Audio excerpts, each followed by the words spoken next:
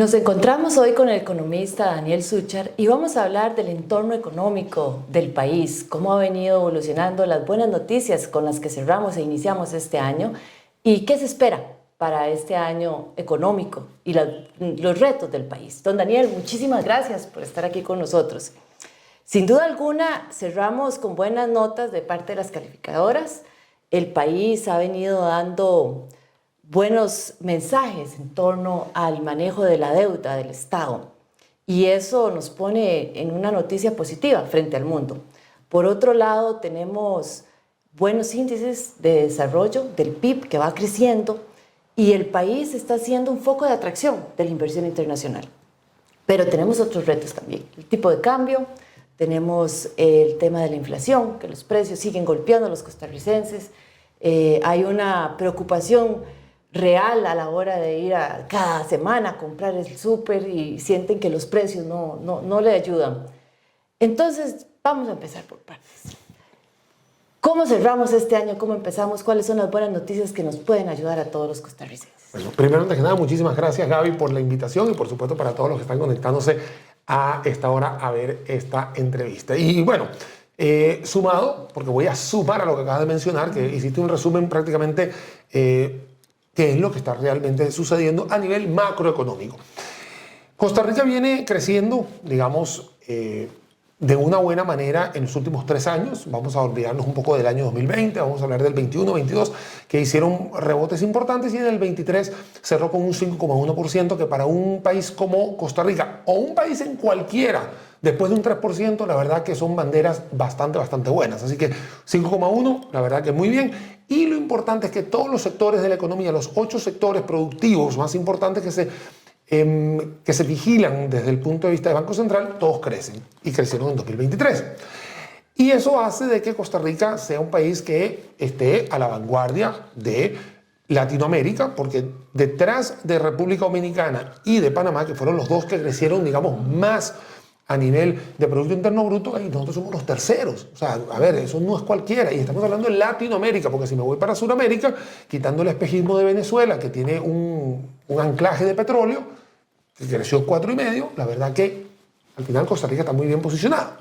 Para este año 2024 entra con una inercia bastante buena. El indicador mensual de actividad económica, que es como un Producto Interno Bruto más fino, por decirlo de una manera, él está creciendo casi al 4,4%, así que la velocidad en la carretera va mejor que nuestras presas aquí en lo que estamos viendo. Así que la verdad que la economía, por lo menos a nivel macro, está muy bien. Me sumo a las palabras que acabas de mencionar. Calificadores de riesgo están mejorando justamente ese termómetro de riesgo que tiene Costa Rica, y esto se basa con algo clarísimamente demostrable. Uno, hay mayor recaudación porque hay mayor facturación. Hay una mejor administración de los gastos. Quiere decir que los gastos están subiendo a menor velocidad, porque se sigue gastando igual. Recordemos que el presupuesto nacional de Costa Rica casi que tiene un 97% muy rígido. Entonces, en verdad, lo que se ha hecho es administrar mejor el gasto. Entonces, esto está haciendo de que los ingresos alcancen para el gasto. Todavía necesitamos depender mucho de deuda, pero cada día estamos dando pasitos muy lentos.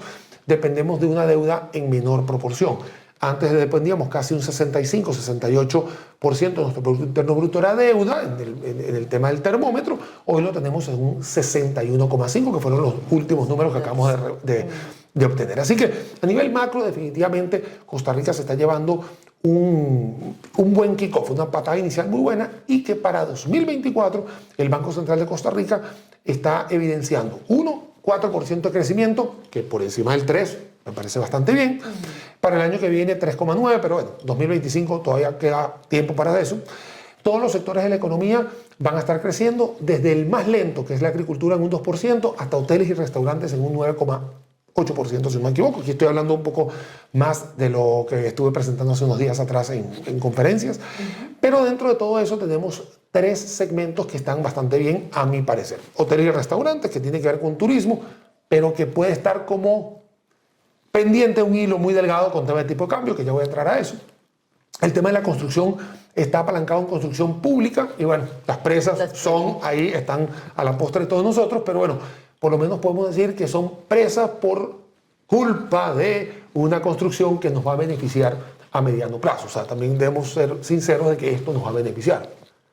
Sería ingrato decir o no reconocer eso, o peor sería hacer un gasto que al final no nos vaya a retribuir. Y por el otro lado tenemos vamos a decir, un estado independiente guanacasteco que tiene una plusvalía increíble a nivel de metros cuadrados y que definitivamente está siendo como la zona más fértil a nivel de construcción privada. Entonces, digamos así. Y por el otro lado tenemos una manufactura que desde el punto de vista de zonas francas, bueno, aquí podemos hacer el podcast solo zonas francas, pero vamos a ver, es la velocidad más linda que hay porque tienes a doble dígito y en dispositivos médicos, o sea, siendo muy específico, en esa está creciendo por encima del 20%. Ahora que hablaste del tema del Banco Central, porque ciertamente un 4% quisiéramos llegar a un 6%, pero bueno, en las realidades mundiales y en las competencias un 4% nos pone muy bien para competir y seguir jalando inversión, que es lo que este país está necesitando en una economía tan chiquitita como la nuestra y globalizada, que no podemos estar aislados del mundo. Sí, por supuesto. Ahora,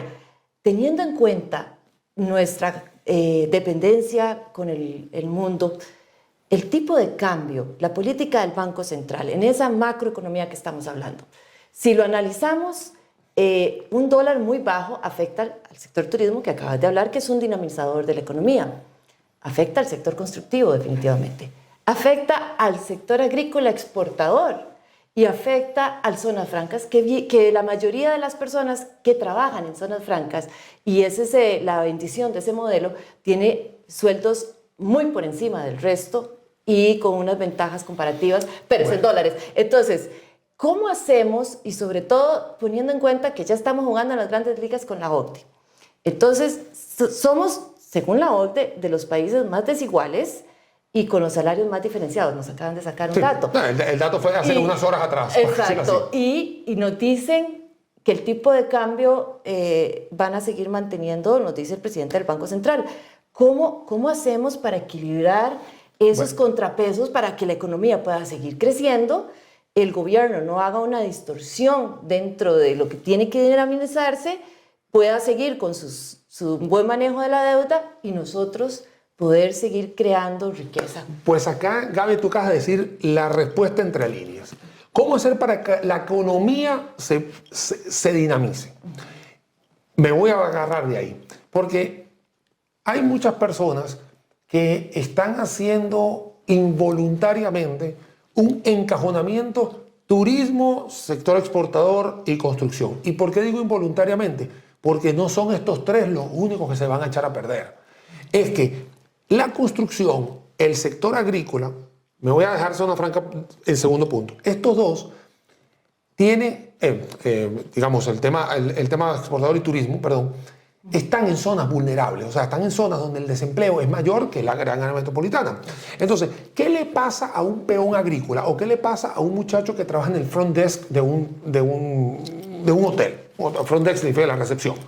Esa persona es igual que tú y yo, y que cualquiera, que termina su jornada laboral y se regresa a su casa a consumir arroz, banano, gaseosas, igual que tú y yo. Y por supuesto, si yo tengo ganas de hacer un entretenimiento, ir a jugar una mejenga, o ir al gimnasio, o ir simplemente al cine, eso se llama consumo. ¿Consumo de qué? Después de que me pagaron mis ingresos del trabajo que estoy realizando, ya sea como peón agrícola o como el muchacho de front desk o whatever. ¿Qué pasa? Que si esta persona no tiene ingresos porque la empresa no está facturando, si esta persona no tiene ingresos porque el turismo no está facturando, el encadenamiento del ecosistema es el que también se echa a perder. Entonces, voy a poner ejemplos así.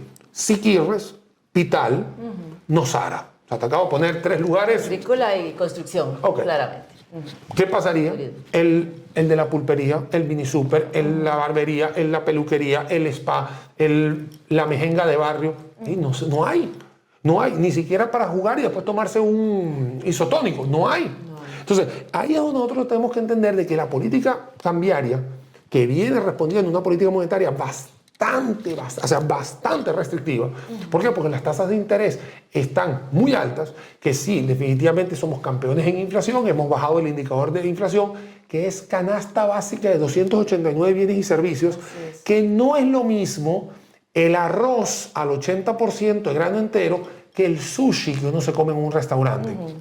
Eso quiere decir que, o sea, esto es una cosa, esto es otra.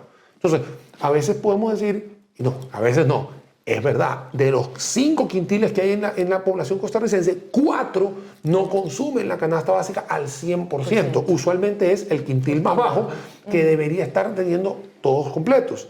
Y usualmente el quintil más bajo también hay otras cosas que no consumen. Por ejemplo, bajaron los boletos aéreos. Es verdad, el tipo de cambio está hacia la baja, el boleto aéreo costaba $1,000 a 700, es diferente a $1,000 a 500. Bueno, eso en matemática no falla. Pero el del quintil abajo no está viajando en boleto aéreo. Entonces, esta persona, justamente lo que está bajando por tipo de cambio en la canasta básica, casualmente él no lo está viendo. No lo está viendo. Porque no lo consume, porque su canasta alimenticia le lleva casi el 80% de su ingreso. A diferencia de quintiles mayores, de mayores poder adquisitivo, que la canasta básica, bueno, hasta más, el poder adquisitivo más alto en Costa Rica se lleva casi que 1% de la canasta básica, o sea, nada, porque tiene productos obviamente de valor agregado, etc. Entonces, resumiendo un poquito esto, ¿por qué es lo que nos preocupa? La gente dice, aunque los datos nos dicen que la inflación ha bajado, pero la gente sigue sintiendo muy caro. No, y es que está caro, porque está bajando frente al 2023. Pero es que el 2023 no está a los niveles de 2022. Entonces, ¿qué pasó? Que nosotros subimos un montón y sí, ahorita bajamos. Pero es que esta bajada que está aquí, a nivel de gráfico lo estoy haciendo, es mucho más alta que el del 22.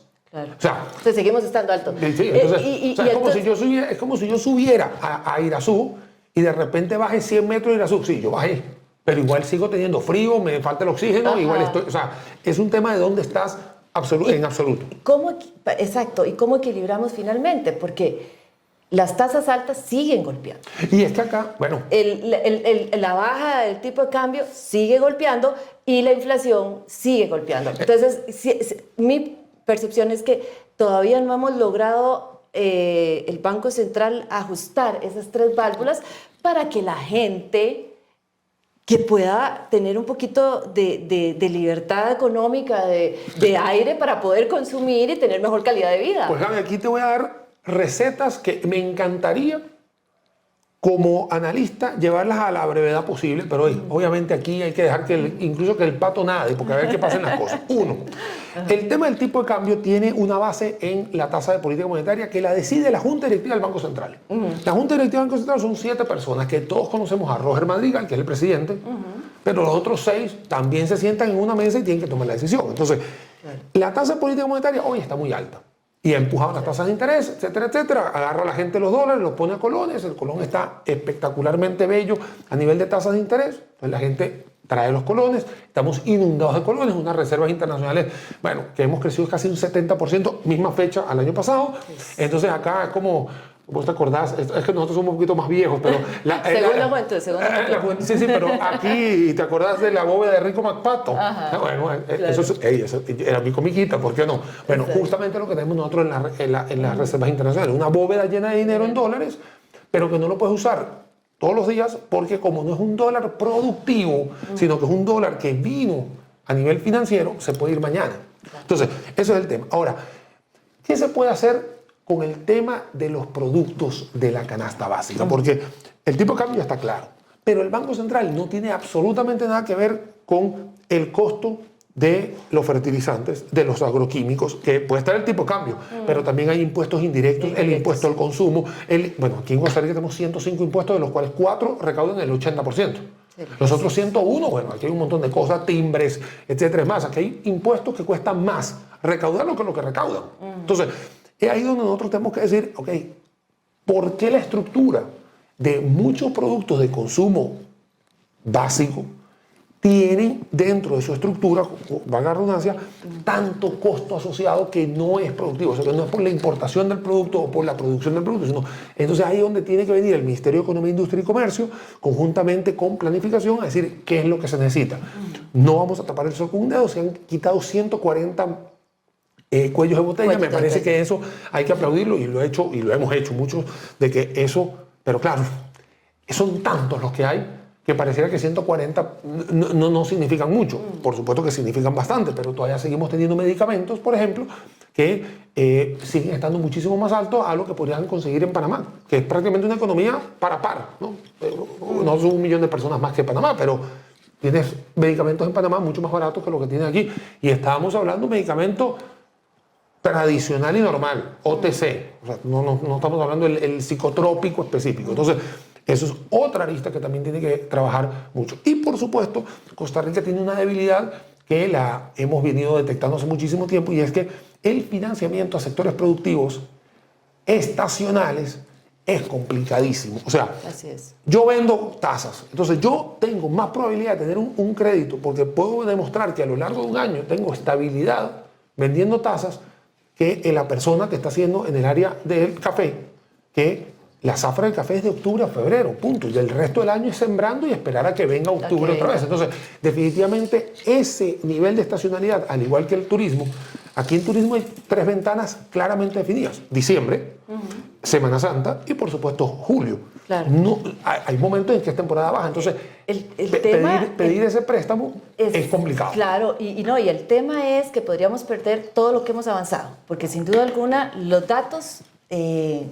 nos dan una buena noticia, pero los sectores tienen que seguir dinamizándose, tienen que seguir creándose empleo, y la gente tiene que poder tener esa capacidad de consumo que hoy Mira, se está lo que limitando. nosotros hacemos los analistas es elevar la voz para prevenir el cuento del lobo. O sea, porque ese cuento que todos lo conocemos desde niños, sí, al final llega, ¿no? Al final llega porque no le prestamos atención, porque creemos que no nos va a pasar, o porque nosotros somos la Suiza centroamericana y jamás ni nunca va a ser. No, pero si de repente llega, nos vamos a tener que ir a alimentar. Entonces, lo que hacemos nosotros es elevar la voz y decir, ok, yo tengo números macroeconómicos muy buenos, ya lo vimos al principio, digamos, de la conversación. Lo que no puedo es bajar la guardia. Lo que no puedo es entrar a la zona de confort. Sí, estamos teniendo mayores llegadas de turistas, no te lo voy a negar. Pero hay que invertir en el Daniel Oduber. ¿Hay que tener mayor turismo? Sí, vas a tener que hacer un aeropuerto en Limón, o vas a tener que hacer un aeropuerto en Pérez, o Pérez significa el Estado Sur, porque va a llegar un momento en que ni Santa María ni Oduber van a tener lo que puede ser el aeropuerto de Dallas o el aeropuerto de Nueva York, que son 4 o 5 pistas. Eso no lo vamos a tener de la noche a la mañana. Entonces, si quieres tener mayor turismo, vas a tener que invertir en infraestructura, en este caso aeroportuaria, y también las carreteras. Lo mismo va a tener que pasar en la parte agrícola, lo mismo vas a tener que pasar a la parte de zonas francas. Y en zona franca, me quiero detener un momento, porque zona franca yo las parto en 2. No es que es una mejor que otra. Lo que pasa es que hay una más amenazada que otra. Call centers, los call centers son aquellos centros de llamadas. El call center sí se puede ir muy fácil de acá. Claro. Porque yo me puedo comparar el muchacho que me atiende la llamada en Costa Rica, que tiene un salario mínimo muy alto, y el de Colombia, obviamente, es la mitad. Y el de Perú es 70%, es 30% menos. Entonces, esta persona es mucho más vulnerable, esta empresa es más vulnerable a una empresa ya con sus líneas de producción de dispositivos médicos, que obviamente para tomar la decisión de sacar toda la línea, ya tomaría un poquito más. Claro. Pero yo no puedo construir el arca cuando ya está lloviendo. Yo tengo que salvar a esta y a esta. Claro. Entonces, porque existe en el análisis del entorno, existe una cosa que se llama entorno por influencia. Entonces, si una empresa se va, una empresa, estamos hablando que le roncan los motores, ¿no? Si se va, las demás se van a reunir como cualquier persona, como cualquier cámara, como cualquier asociación, o como cualquier coffee break. ¿Y por qué esta se fue? O sea, porque esta no se fue porque son 2 personas.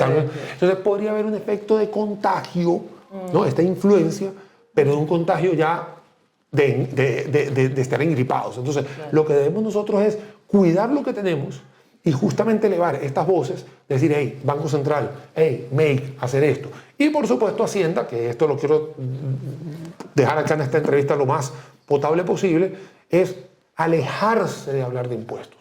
Porque lo que menos queremos nosotros en el sector productivo es que el sector productivo tenga más trabas a nivel de impuestos. Porque si una empresa llega a un país, por más lindo o bello que sea, y la verdad, toda su estructura es puros impuestos, y tú hablaste de OCDE. A ver, nosotros somos los más altos cobrando impuestos en OCDE, tenemos las cargas sociales más altas de OCDE. O sea, entonces, si alguien viene en Hacienda y empieza a hablar de impuestos nuevos o hacia arriba a nivel de numérico, por supuesto que eso va a espantar a cualquiera. Entonces, este es un poco que, si bien es una receta, como te comentaba, que puede estar en un papel, ojalá se pudiera hacer toda la vez. No se puede.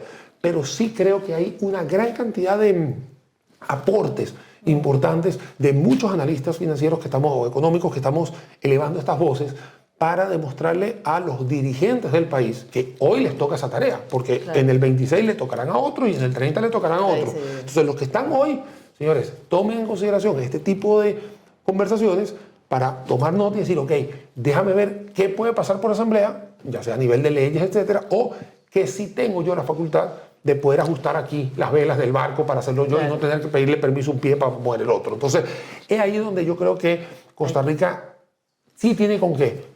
Lo bueno que tiene Costa Rica, y aquí va en un ámbito todavía mucho más fuera de lo económico. Costa Rica no es ni cercano a ninguno de los países de Sudamérica con toda la inestabilidad que pueden haber en estos países, y ahí no hay ninguno, aunque siempre me dicen, es que Uruguay. Ok, vamos a decir que estamos, digamos que Uruguay, vamos a salvarlo, pero no somos ninguno acá. Y si nosotros vemos hacia arriba, hacia el norte, el que podría dar una luz, digamos, de camino en temas de inseguridad, que ha sido lo que está pasando hoy en El Salvador. Pero los otros tres, creo que tampoco, y México tampoco son ejemplos. Entonces, acá, para mí, yo siempre he dicho, República Dominicana, Panamá y Costa Rica son tres países que están poniendo cartas en la mesa bien bonitas. Entonces, ojalá nosotros podamos tener esa carta no bonita, sino bonita, bien presentada y por supuesto brillante para todos nosotros. Claro, no, muchísimas gracias. Yo creo que aquí está el ABC, importantísimo para ir desarrollando este país que tiene además ventajas comparativas como el tema del ambiente. Hoy el mundo nos ve como un país para venir a invertir, no solo por la seguridad jurídica, que sin duda alguna hay que mantenerla, sino por las ventajas comparativas que tenemos, como es el tema de nuestros paisajes y todo el tema ambiental, que tenemos un nombre internacional y que hay que ver cómo lo potencializamos. Pero creo que aquí la tarea es de todos, y esa es la conclusión en este programa, que hay que poner un poquito, Banco Central tiene que sentarse en el tema de tiene que hacer su tarea de tipo de cambio. Gobierno, en Ministerio de Hacienda, el tema de impuestos definitivamente, más bien hay que ir buscando cómo vamos a reducir los impuestos, porque este país, las cargas para pequeña y mediana empresa son muy altas, para cualquiera, pero golpea más al que quiere surgir y es el que tiene mayores impuestos indirectos. El MEC, ver cómo sigue en esta simplificación también en el tema tributario. Y el gobierno me parece que tiene que tender estos puentes a la Asamblea para poder generar estas reformas que permitan generar más confianza para los inversionistas, porque la seguridad jurídica hay que mantenerla, pero también mayor calidad de vida para los costarricenses.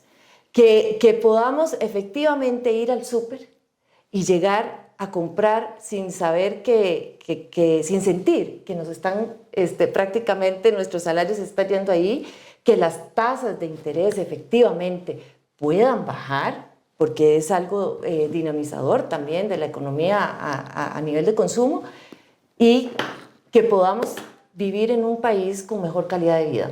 Bueno, eso es lo que queremos todos. Que es lo que queremos todos. Y sin duda alguna también el gobierno hacer lo propio con la infraestructura para poder generar para el sector exportador, para el sector turismo, toda esta dinamización que es tan necesaria.